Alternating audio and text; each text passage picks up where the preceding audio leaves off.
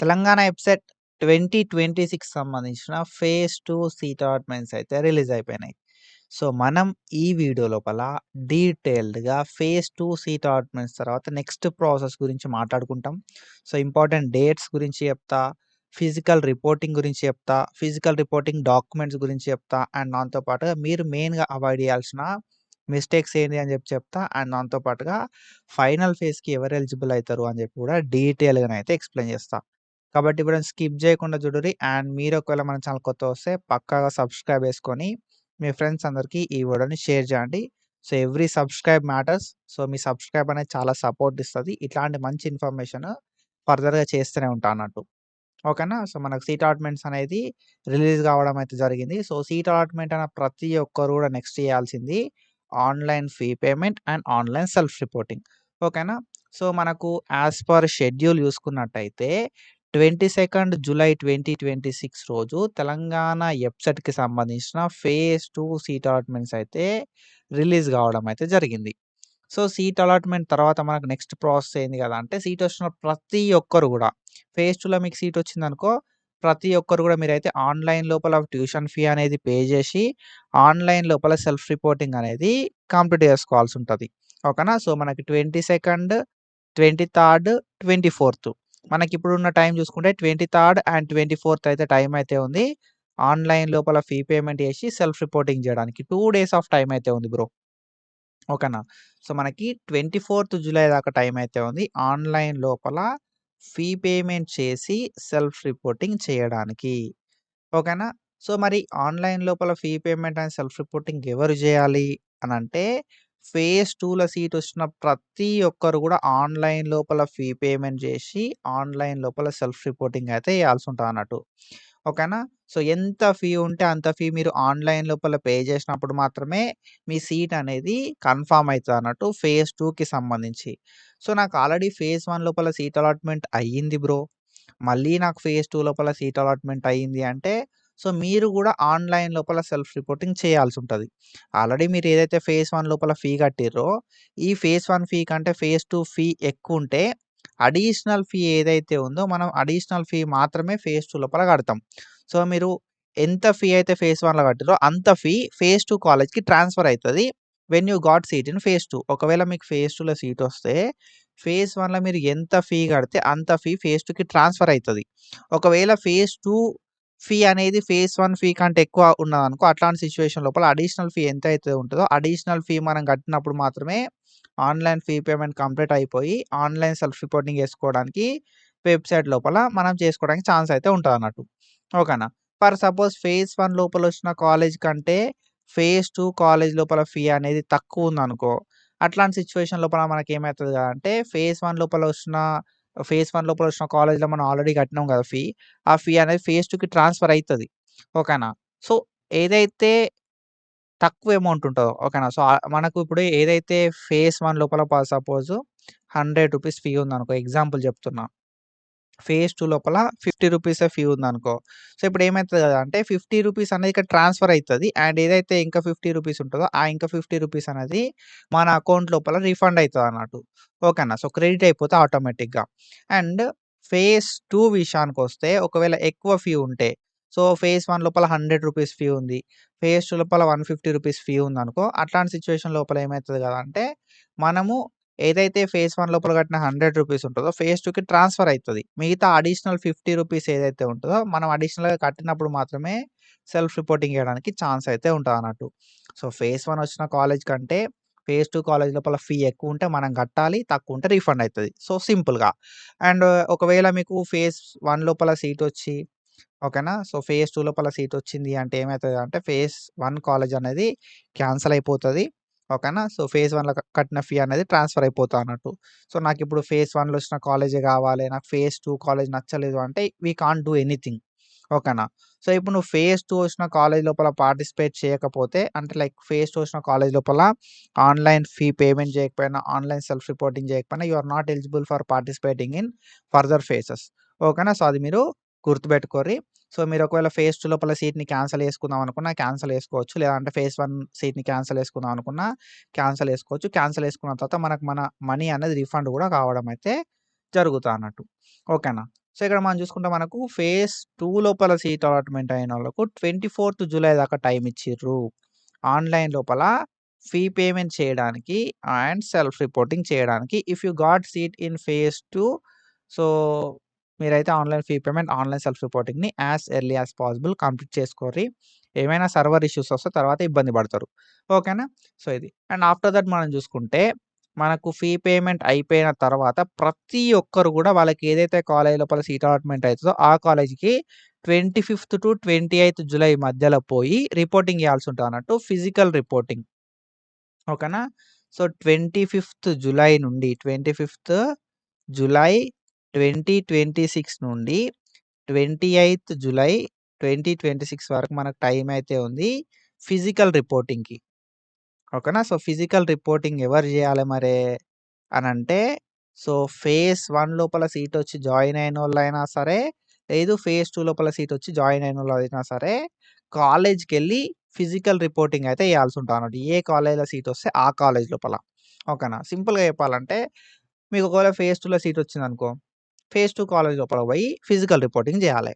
Phase 1లోనే సీటొచ్చింది, phase 2లో seat రాలేదు అన్నోళ్ళు ఫేజ్ 1 కాలేజ్‌కెళ్ళి ఫిజికల్ రిపోర్టింగ్ అయితే చేయాల్సుంటదన్నట్టు. ఓకేనా? సో, కాబట్టి ప్రతి ఒక్కరు గూడా అలాట్‌మెంట్ ఆర్డర్‌ని డౌన్‌లోడ్ చేసుకోవాలి. అక్కడ ఫేజ్ 1 కాలేజే ఉందా? ఫేజ్ 2 కాలేజ్ ఉందా? అని చెప్పి చెక్ జేసుకోవాలి. ఒకవేళ మీకు ఫేజ్ 2లో సీట్ వస్తే మాత్రం online fee payment, online self రిపోర్టింగ్‌ని కంప్లీట్ చేసుకొని ఫిజికల్ రిపోర్టింగ్ జేయాలి. ఓకేనా? సో, ఆన్‌లైన్ సెల్ఫ్ రిపోర్టింగ్ జేసినప్పుడు మాత్రమే మీ సీట్ అనేది ఫస్ట్ కన్ఫర్మ్ అయితది. ఫస్ట్ మీరు చేయాల్సింది ఒకటే సీట్ అలాట్‌మెంట్ ఫేజ్ 2లో అయితే మాత్రం online fee payment, online self reporting before 24th July 2026 complete చేసుకున్న తర్వాతనే మీ సీట్ అనేది కన్ఫర్మ్ అయితది. సో, ఆఫ్టర్ దట్ మీరు ఫిజికల్ రిపోర్టింగ్ అనేది 25th జులై 2026 నుండి 28th జులై 2026 వరకు వెళ్లి చేయాల్సి ఉంటదన్నట్టు. సో, మీకు ఫేజ్ 1లో సీట్ వచ్చి ఫేజ్ 2లో సీట్ రాకపోతే ఫేజ్ 1 కాలేజ్‌లో రిపోర్టింగ్ చేయాలి.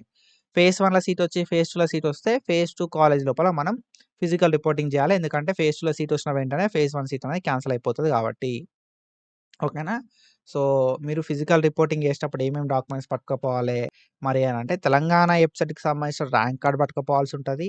తెలంగాణ ఎబ్సెట్‌కి సంబంధించిన hall ticket, Aadhaar card, SSC memo, intermediate memo, 6th-12th bonafides, transfer certificate TC and income certificate, income applicable అయితే ఓకేనా? ఇన్‌కమ్ అప్లికబుల్ అయితే ఇన్‌కమ్ సర్టిఫికేట్, ఈడబ్ల్యూఎస్ అప్లికబుల్ అయితే ఈడబ్ల్యూఎస్ సర్టిఫికేట్ అండ్ దాంతో పాటుగా మనకి క్యాస్ట్ సర్టిఫికేట్ ఉంటే క్యాస్ట్, ఒకవేళ మీకు ఇన్‌స్టిట్యూషనలైజ్డ్ ఎడ్యుకేషన్ లేకపోతే ఓకేనా? సో, ఇన్‌స్టిట్యూషనలైజ్డ్ ఎడ్యుకేషన్ లేకపోతే లాస్ట్ 7 ఇయర్స్‌కి సంబంధించిన రెసిడెన్స్ సర్టిఫికేట్ ఓకేనా? So, caste certificate, residence certificate, minorities ఎవరైనా ఉంటే మైనారిటీ సర్టిఫికేట్ ఓకేనా? అండ్ దాంతో పాటుగా పీహెచ్, ఎన్‌సీసీ, సీఏపీ ఎవరైతే ఉంటారో వాళ్ళకి సంబంధించిన సర్టిఫికేట్స్ అన్నట్టు. PH, NCC, CAP sports certificates ఉంటే ఆ సర్టిఫికేట్స్ ఇవన్నీ డాక్యుమెంట్స్ మనం అయితే పట్టుకెళ్లాల్సి ఉంటది. ఒరిజినల్స్‌ని ఫిజికల్ రిపోర్టింగ్‌కు. సో, ఈ డాక్యుమెంట్స్‌తో పాటు మన ఫోటోస్ ఒక 4-5 ఫోటోస్ పట్టుకపోవాలి. And bank passbook for scholarship purpose ఓకేనా? సో, తర్వాత సబ్మిట్ చేసినా ఏం కాదు bank passbook. And after that ఏవైతే డాక్యుమెంట్స్ ఉన్నాయో ఒక 2 సెట్ల జిరాక్స్‌లు ఒకవేళ కాలేజోళ్ళు అడిగితే 2-3 సెట్స్ ఆఫ్ జిరాక్స్ అడగొచ్చు. ఓకేనా? సో, ఒక 5 సెట్ల జిరాక్స్‌లు మీరు తీసుకొని పెట్టుకోరి.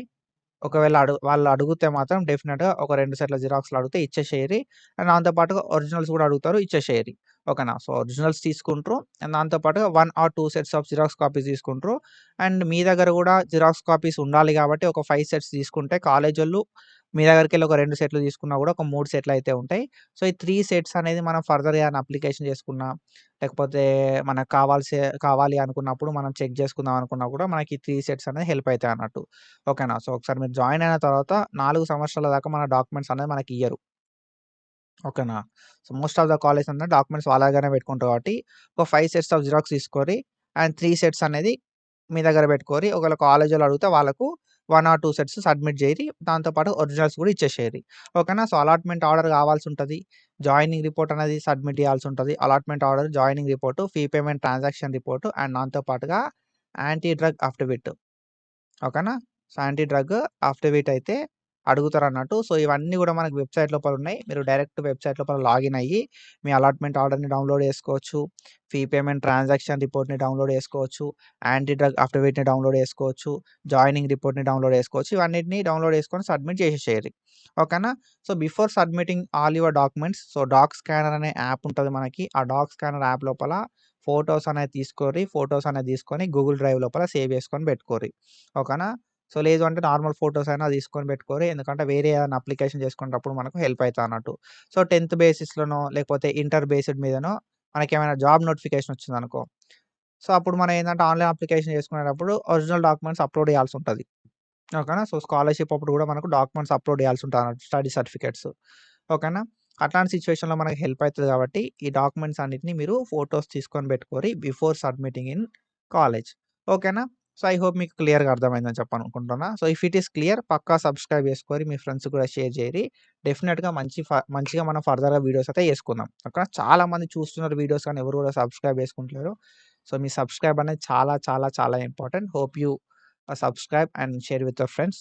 డెఫినిట్‌గా సబ్స్క్రైబ్ చేసుకొని మీ ఫ్రెండ్స్‌కి కూడా షేర్ చేయరి. ఓకేనా? సో, ఫిజికల్ రిపోర్టింగ్ అనేది 28 జులై 2026 దాకా టైం అయితే ఉంటది. సో, మనమైతే ఫేజ్ 1 లోపల సీట్ వస్తే ఫేజ్ 1 కాలేజ్ లోపల, లేకపోతే ఫేజ్ 2లో సీట్ వస్తే ఫేజ్ 2 కాలేజ్ లోపల రిపోర్టింగ్ అనేది జేయాలే. సో, ఒకవేళ ఫేజ్ 2లో సీట్ వస్తే మాత్రం డెఫినిట్‌గా మనమైతే రిపోర్టింగ్ చేయాల్సి ఉంటదన్నట్టు. ఓకేనా? సో, మెయిన్‌గా చాలామంది చేసే మిస్టేక్స్ ఏంది కదా అంటే, నాకు ఫేజ్ 1 కాలేజ్ నచ్చలేదు అంటారన్నట్టు. సారీ. ఫేజ్ 2 వచ్చిన కాలేజ్ అనేది నచ్చలేదు. నాకు ఏదైతే ఫేజ్ 1 లోపల వచ్చిన కాలేజ్ ఉందో అదే నచ్చింది అని అంటున్నట్టు. So, we can't do anything bro. ఒకవేళ నువ్వు ఈ ఫేజ్ 2 కాలేజ్ లోపల నువ్వు రిపోర్టింగ్ చేయకపోతే మాత్రం ఆల్రెడీ నీ ఫేజ్ 1 కాలేజ్ అనేది క్యాన్సెల్ అయిపోయింది. ఇప్పుడు నువ్వు రిపోర్టింగ్ చేయకపోతే ఈ ఫేజ్ 2 కాలేజ్ కూడా క్యాన్సెల్ అయిపోతా అన్నట్టు. ఓకేనా? సో, రిపోర్టింగ్ చేయాలే. రిపోర్టింగ్ చేసినంత మాత్రాన అయిపోదు. కాలేజ్‌కి పోయి ఆఫ్‌లైన్ లోపల సెల్ఫ్ రిపోర్టింగ్ కూడా చేయాలి. Online fee payment, online self reporting ఎంతైతే ఇంపార్టెంటో ఫిజికల్ రిపోర్టింగ్ కూడా అంతే ఇంపార్టెంట్. కాబట్టి మీరు కాలేజ్‌కెళ్ళి డెఫినిట్‌గా అన్ని డాక్యుమెంట్స్‌ని సబ్మిట్ చేయాలి. ఓకేనా? సో, ఇక్కడ మనం చూసుకుంటే మనకి physical reporting of the candidate at the allotted college after second phase is mandatory. Physical reporting అనేది సెకండ్ ఫేజ్ తర్వాత అలాట్ అయిన కాలేజ్ దగ్గర చేయడం అనేది మ్యాండేటరీ అని చెప్పి మనకు క్లియర్‌గా మెన్షన్ చేసిర్రు. ఓకేనా? So, hand over a set of xerox copies. ఓకేనా? సో, సెట్ ఆఫ్ జిరాక్స్ కాపీస్‌ని హ్యాండ్ ఓవర్ చేయడము అండ్ ఒరిజినల్ టీసీని ఏదైతే వచ్చిన కాలేజ్ ఉంటదో ఆ కాలేజ్ దగ్గర సబ్మిట్ చేయడం అనేది మ్యాండేటరీ. ఓకేనా? సో, ఏదైతే మీకు ఫేజ్ 1 లోపల సీట్ వస్తదో ఆ ఫేజ్ 1 కాలేజ్ లోపల, లేకపోతే ఫేజ్ 2 కాలేజ్ లోపల సీట్ వస్తే ఫేజ్ 2 కాలేజ్ లోపల మీరేం చేయాల్సి ఉంటది కదంటే, మీ సర్టిఫికేట్స్‌కి సంబంధించిన జిరాక్స్ కాపీస్ ఇచ్చి, ఒరిజినల్ టీసీ అనేది వాళ్ళకి సబ్మిట్ చేసి, కాలేజోళ్ళ దగ్గరికెళ్ళి ఒక అక్నాలెడ్జ్‌మెంట్ అనేది తీసుకోవాలి. మనం మన సర్టిఫికేట్‌లు సబ్మిట్ చేసినట్టుగా. అప్పుడు మాత్రమే మనకు ఫైనల్ ఫేజ్ లోపల పార్టిసిపేట్ చేయడానికి ఎలిజిబిలిటీ ఇస్తారు. ఓకేనా? సో, ఎవరైతే సెకండ్ ఫేజ్ తర్వాత ఒకవేళ ఎవరికైతే సెకండ్ ఫేజ్‌లో సీట్ వస్తదో, సెకండ్ ఫేజ్‌లో సీట్ వచ్చినోళ్ళు, లేకపోతే ఫేజ్ 1, ఫేజ్ 2 లోపల సీట్ వచ్చినోళ్ళు ఎవరైతే కాలేజ్ దగ్గర రిపోర్టింగ్ చేయరో వాళ్ళైతే ఫైనల్ ఫేజ్‌కి ఎలిజిబుల్ కాదు. ఓకేనా? Candidates got allotment in second phase or previous phase అయినా కావచ్చు. ఓకేనా? And not reported at the college are not permitted to exercise options in final phase. అంటే మీరు సీట్ వస్తే మాత్రం ఫేజ్ 1 ఆర్ ఫేజ్ 2 లోపల ఫిజికల్ రిపోర్టింగ్ చేయాలి. బిఫోర్ 28 జులై 2026 లేకపోతే మీ సీట్ అనేది క్యాన్సెల్ అయిపోతది. And you are not permitted for final phase. ఓకేనా? ఫైనల్ ఫేజ్‌కి మీరు వెబ్ ఆప్షన్స్ ఇవ్వడానికి ఎలిజిబుల్ కాదు. ఒకవేళ మీరు మీ సీట్‌ని క్యాన్సెల్ చేసుకుందాం అనుకుంటే క్యాన్సెల్ చేసుకోవచ్చు. 28 జులై 2026 లోపు. మీరు క్యాన్సెల్ చేసుకున్నా కూడా you are not permitted to give web options in final phase. Final phase లోపల వెబ్ ఆప్షన్స్ ఇవ్వడానికి మీరు ఎలిజిబుల్ కాదు. ఓకేనా? సో, ఇక్కడ మనం చూసుకుంటే who can exercise web options in final phase. Final phase లోపల వెబ్ ఆప్షన్స్ ఇవ్వడానికి ఎవరు ఎలిజిబుల్ అనంటే, ఎవరి సర్టిఫికేట్స్ అయితే వెరిఫై అయ్యి, ఎవరికైతే సీట్ రాదో వాళ్ళు ఎలిజిబుల్.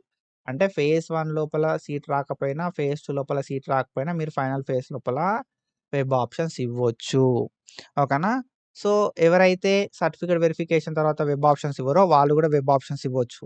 ఫేజ్ 1 సర్టిఫికేట్ వెరిఫికేషన్ అయిపోయింది. లేకపోతే ఫేజ్ 2 లోపల సర్టిఫికేట్ వెరిఫికేషన్ అయిపోయింది. ఇప్పటివరకు వెబ్ ఆప్షన్ పెట్టుకోలే అనుకున్నోళ్ళు వెబ్ ఆప్షన్స్ ఇవ్వచ్చు. అండ్ ఎవరైతే సీట్‌ని క్యాన్సెల్ చేసుకుంటారో వాళ్ళు ఆహ్, నాట్ ఎలిజిబుల్ అన్నట్టు. ఓకేనా? సీట్‌ని క్యాన్సెల్ చేసుకున్నోళ్ళు not eligible. All eligible candidates who have not cancelled their seat through online. సీట్‌ని క్యాన్సల్ చేసుకోకపోతే మీరు ఎలిజిబుల్ అయితారు. సీట్ క్యాన్సల్ చేసుకుంటే నాట్ ఎలిజిబుల్.